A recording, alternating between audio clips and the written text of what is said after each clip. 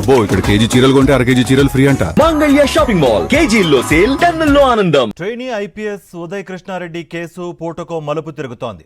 Attapur police స్టేషన్లో తనపై నమోదైన కేసును కొట్టేయాలంటూ హైకోర్టును ఆశ్రయించాడు ఉదయ్ కృష్ణారెడ్డి. ఈ కేసు విచారణను సోమవారానికి వాయిదా వేసింది హైకోర్టు.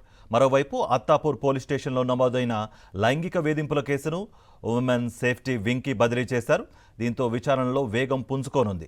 ఉదయ్పై ఫిర్యాదు చేసిన మహిళా ట్రైనీ ఐపీఎస్ స్టేట్మెంట్ను women safety wing DCP Lavanya Naik record చేశారు. నేషనల్ పోలీస్ అకాడమీలో ఐపీఎస్ ట్రైనింగ్ పొందుతున్న ఉదయ్ కృష్ణారెడ్డి కేసు మలుపుల మీద మలుపులు తిరుగుతోంది.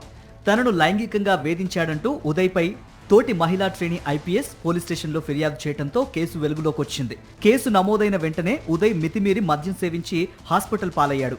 ఆ టైంలో అతడు రాశాడని చెబుతున్న సూసైడ్ నోట్ కూడా వైరల్ అయింది. అలా అపస్మారక స్థితి నుంచి కోలుకున్న ఉదయ్ కృష్ణారెడ్డి డిశ్చార్జ్ అయ్యాడు. వెంటనే తనపై నమోదైన కేసును కొట్టేయాల్సిందిగా హైకోర్టులో క్వాష్ పిటిషన్ దాఖలు చేశాడు. ఈ కేసు విచారణను సోమవారానికి వాయిదా వేసింది కోర్టు.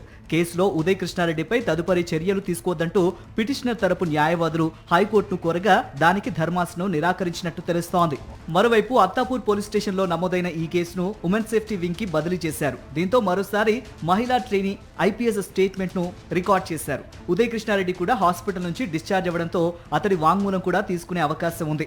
ఉదయ్ కృష్ణారెడ్డి ఆసుపత్రిలో ఉన్న సమయంలో సూసైడ్ నోట్ కలకలం రేపింది. ఆ సూసైడ్ నోట్లో తనపై ఏవైతే ఆరోపణలు వస్తున్నాయో అవన్నీ నిరాధారమైనవని ఆ ట్రైనీ మహిళా ఐపీఎస్ ఆఫీసర్ తన రూమ్ కి వచ్చినట్లు ఆ సూసైడ్ నోట్లో ఉంది.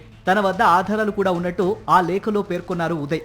వాంగ్మూలం సమయంలో ఈ సూసైడ్ నోట్ పై కూడా విచారణ చేసే అవకాశం ఉంది.